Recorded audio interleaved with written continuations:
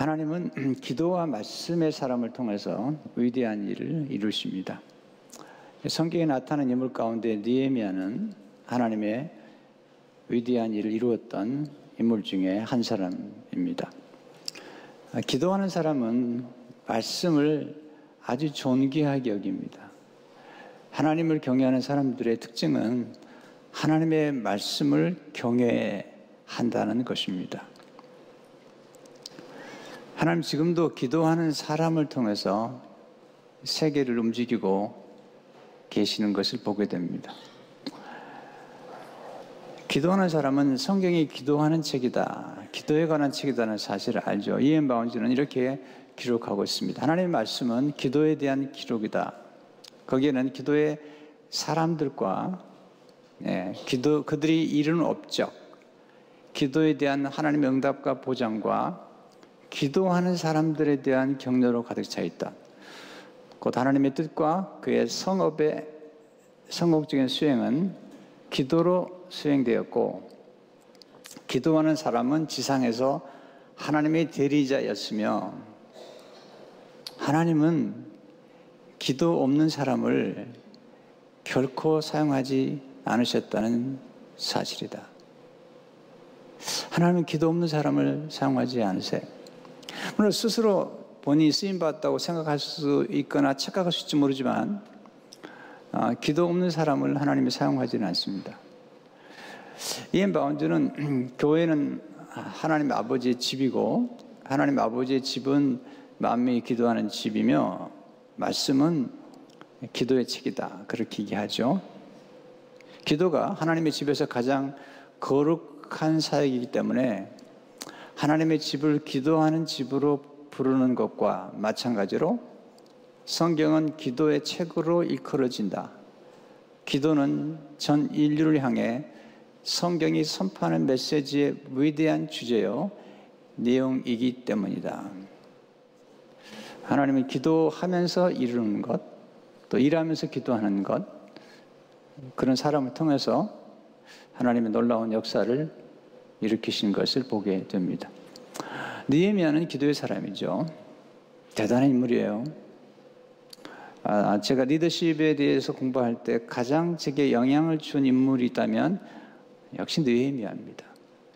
여러분이 기회가 되시는 대로 느헤미야서를 읽어보게 되면 성경적인 리더, 탁월한 리더는 어떤 리더인가를 배울 수 있는데, 그는 또 하나의 우리의 모델이 되고 있죠.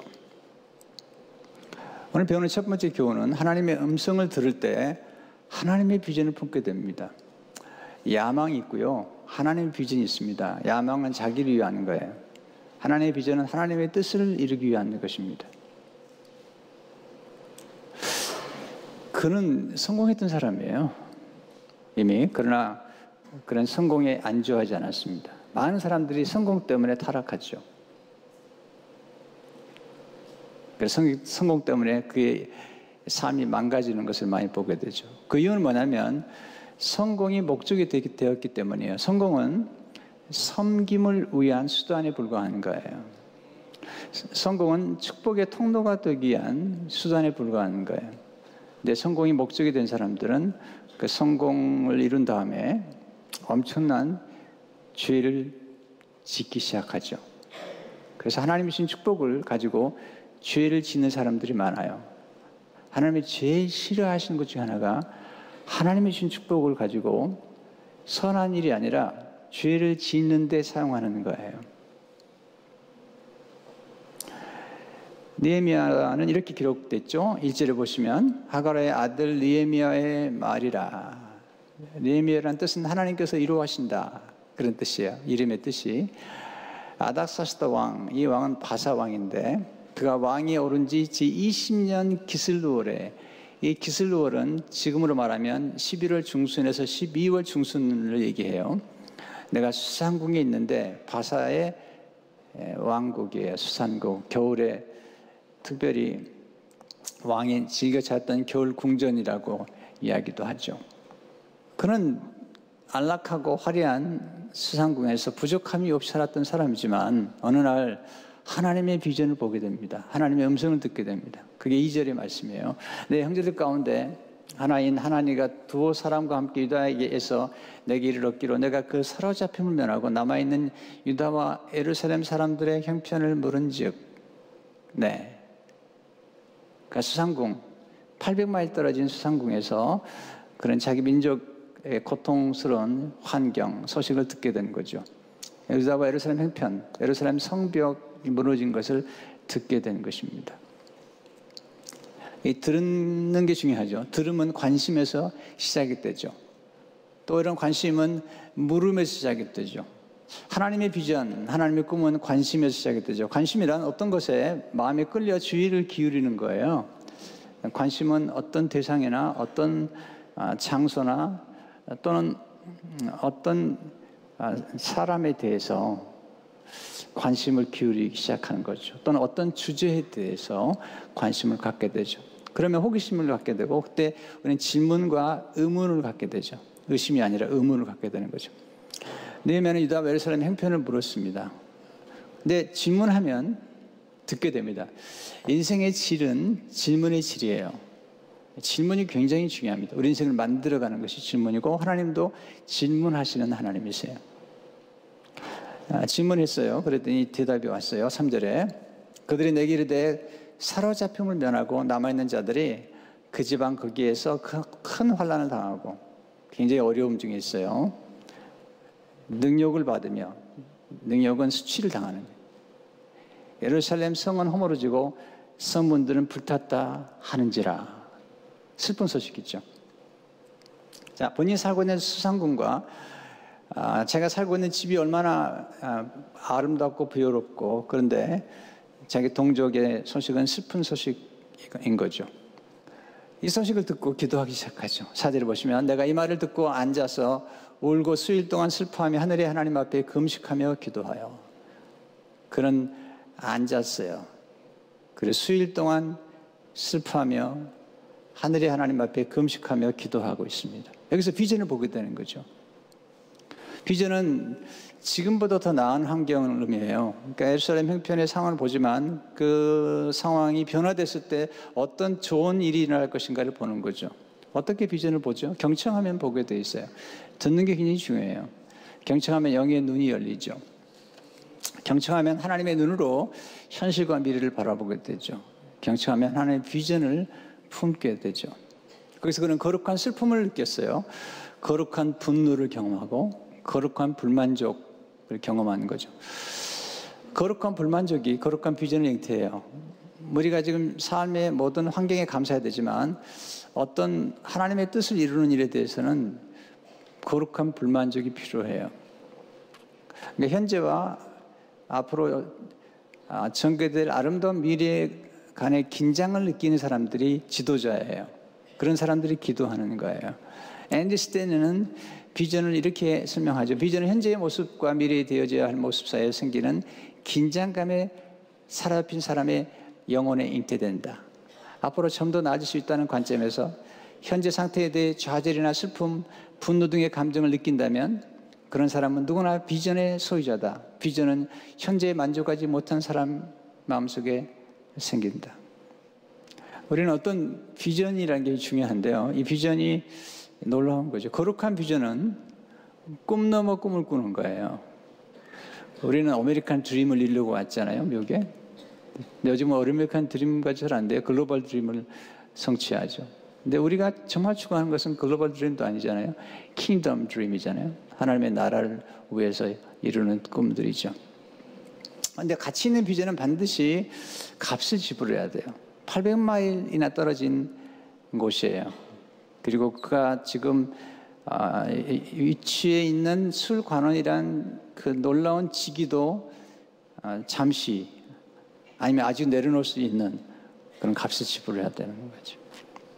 그러면서 예루살렘 성벽을 재건하고 그리고 유다 백성들을 회복시키고 부흥하는 그런 일에 쓰임받는 비전을 갖게 된 것입니다. 그 비전을 받아들였어요.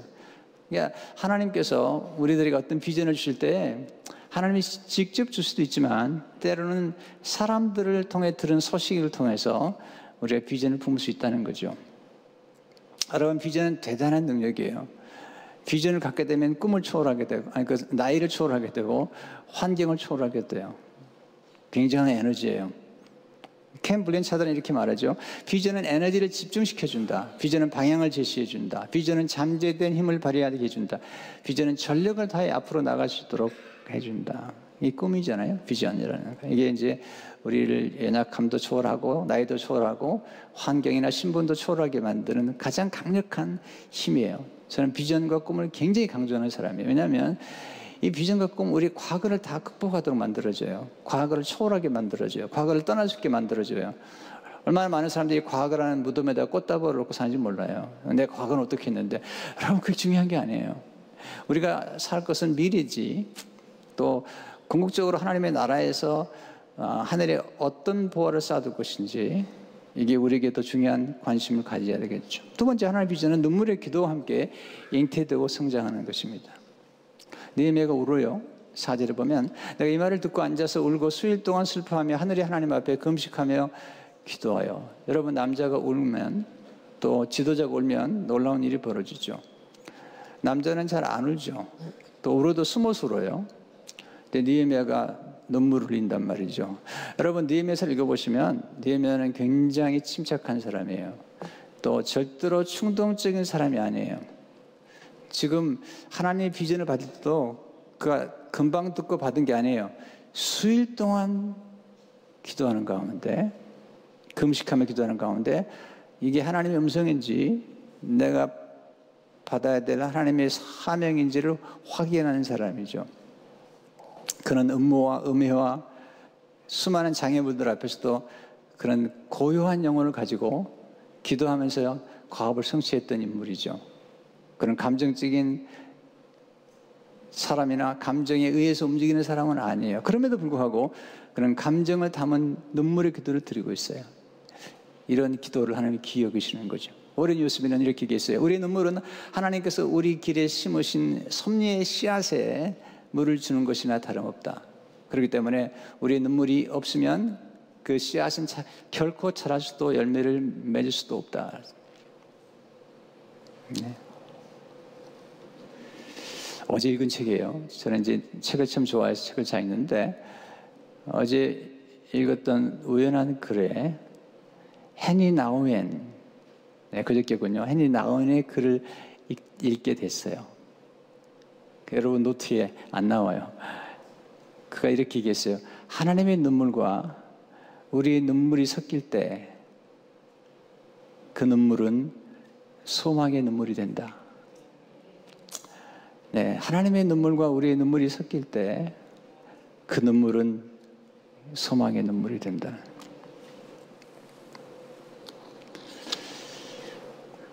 그는 잠깐 기도하고 결정한 일이 아니에요.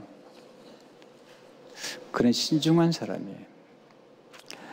그리고 하나님 앞에 금식하며 울면서 하나님 비전을 가슴에 품었어요. 세 번째, 하나님 비전은 말씀을 듣고 붙잡고 기도할 때 물이 있죠.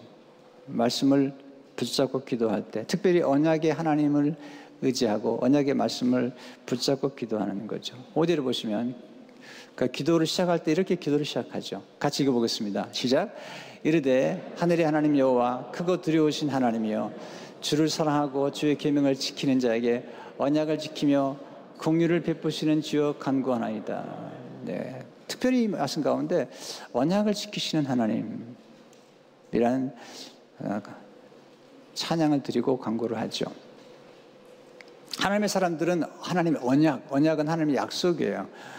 근데 영어로 그냥 promise란 말을 쓰기보다는 covenant란 말을 썼어요. 또는 testament라고 씁니다.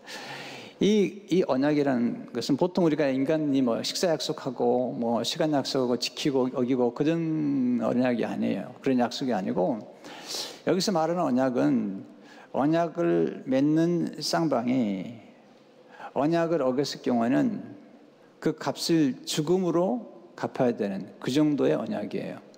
하나님의 언약은 그런 언약이에요. 그래서 그 언약을 하나님 지키시기 위해서 십자가에서 아들을 내어주세요. 네, 그 정도의 언약이에요. 근데 하나님이 언약을 지킨다는 것은 우리 인간은 언약을 하고도 지키지 못할 때가 많아요. 근데 하나님의 약속, 언약이라는 것은 하나님이 약속하셨는데 그 약속하신 분의 신실하심, 그분의 성품이 이 언약과 관련되어 있어요. 하나님은 약속한 것을 반드시 지키는 성실하신 분이세요. 또 하나는 하나님은 언약하신 것을 반드시 이룰 수 있는 능하신 하나님. 이 하나님을 믿었던 사람이 아브라함이죠. 로마서 4장 19절 21절에 보면 그가 백선화되어 자기 몸이 죽은 것 같고 사라의 태가 죽은 것 같음을 알고도 이번 오늘 우리가 암송했죠. 믿음이 약해지지 아니하고 믿음이 없어 하나님의 약속을 의심하지 않고 믿음으로 견고해져서 하나님께 영광을 돌리며 약속하신 그것을 또한 능히 이루실지를 확신하였으니 그랬습니다.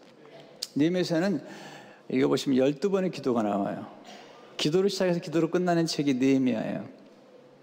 느헤미야는 대단한 과업을 이루었지만 그 과업을 그는 기도로 이루었던 사람이죠. 근데 느헤미야의 기도는 굉장히 구약에 나오는 위대한 기도, 모범적인 기도의 하나로 손꼽히는 기도예요. 특별히 오늘 기도가 그렇죠.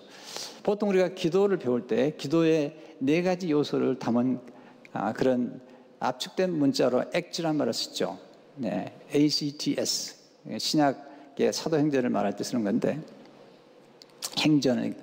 근데 이 4단어 속에 균형 잡힌 기도가 담겨 있어요. 그러니까 대표 기도를 하거나 아니면 우리 스스로가 기도할 때 이 4가지 요소가 들어있으면 올바른 기도, 균형 잡힌 기도라고 해도 과언이 아니에요.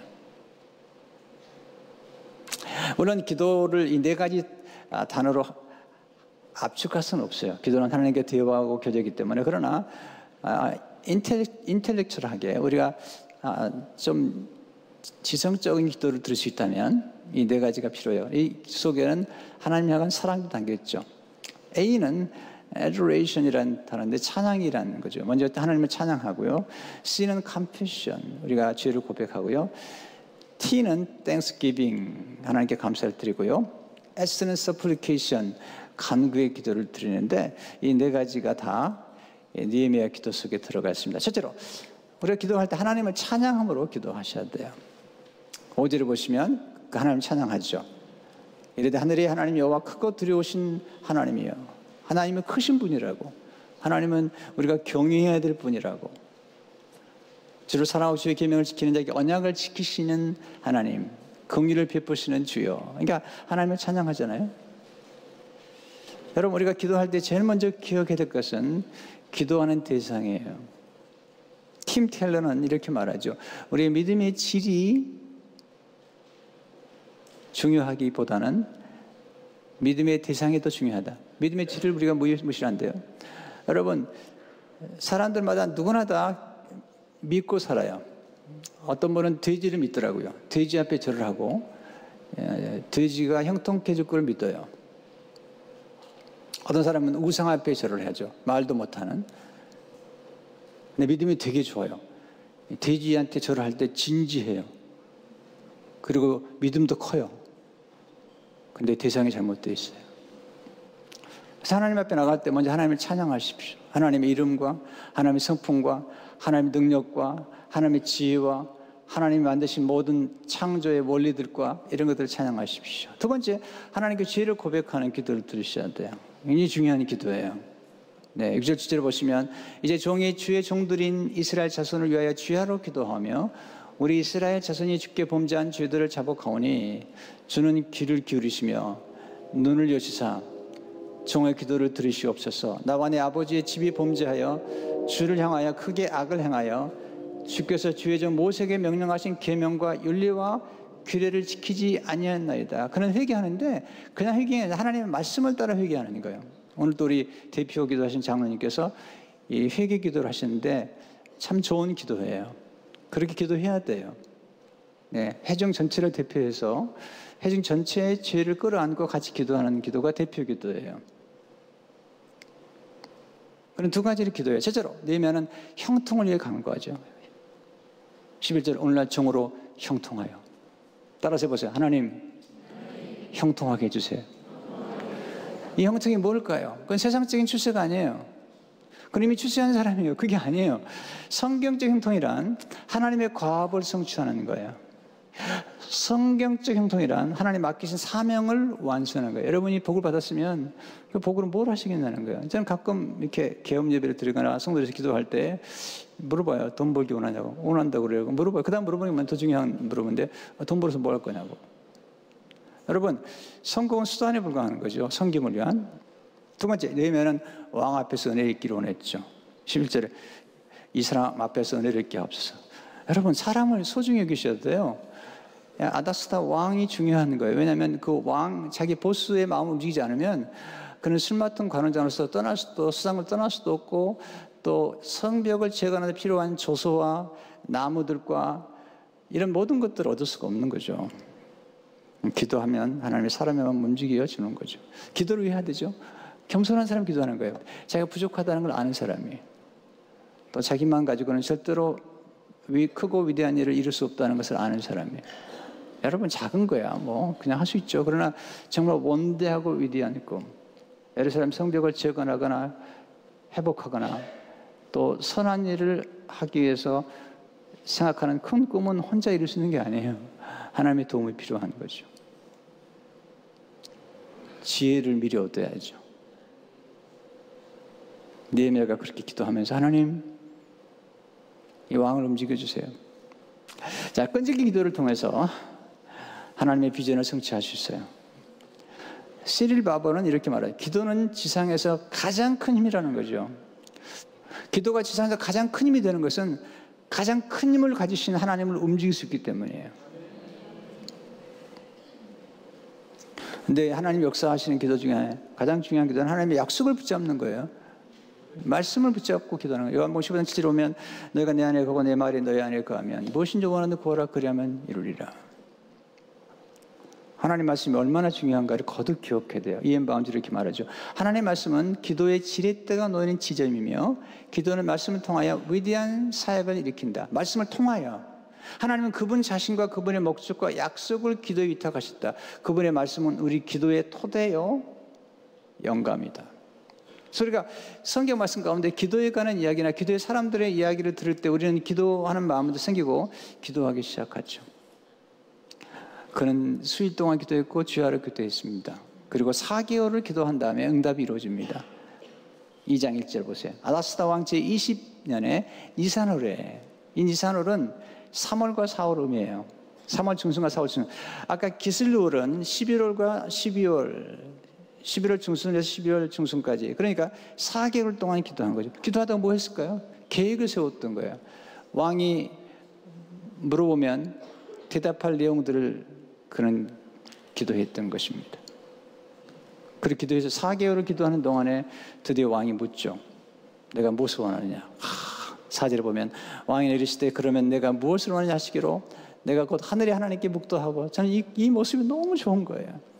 그는 왕 앞에 나가서 왕이 물어보는 말에 직접 대답하지 않고 잠시 묵도하고 하나님께 기도한 다음에 나다스다 왕보다 더 위대하신 왕, 네, 왕 중의 왕, 왕을 세우기도 하고 폐하시는 그분께 기도하면서 대답을 하죠. 근데 대답하는데 이 느헤미야가 정말 지혜로운 사람이에요. 왕께 구할 때도요. 왕의 마음을 흡족하게 지혜롭게 구하는 거죠. 어디로 보세요. 한번 같이 읽어보겠습니다. 시작. 왕에게 아뢰되 왕이 많이 좋게 여기시고 종이 왕의 목전에서 은혜를 얻어 싸우면 나를 유다 땅 나의 조상들의 묘실이 있는 성읍에 보내어 그 성을 건축하게 하옵소서. 무조건 구한 게 아니라 만일 왕이 좋게 생각하신다면 또 제가 왕의 목전에 은혜를 얻었사오면 네, 이게 이제 사람들과의 관계를 형성할 때 굉장히 중요한 거거든요. 그 옆에 왕후도 앉아 있고 나중에 유다 백성이 들어가서 사람도 움직이는데 느헤미야가 참 탁월해요. 그는 동기부여를 잘하는데 동기부여의 핵심이 뭔지 아세요? 하나님의 선한 손이 도우신다는 거예요. 느헤미야 18절 보니까 또 그들끼리 하나님의 선한 손이 나를 도우신 일과 왕이 내게 이런 말을 전하였더니 그들의 말이 일어나 건축하자 하고 모두 힘을 내어 이 선한 일을 하려 하며 탁월한 동기부여자죠. 하나님이 도우신다는 거죠. 네. 저희 교회도 보면요, 하나님이 도우시는 걸 우리가 느끼니까 손들 헌신하잖아요. 너무 감사한 일이죠.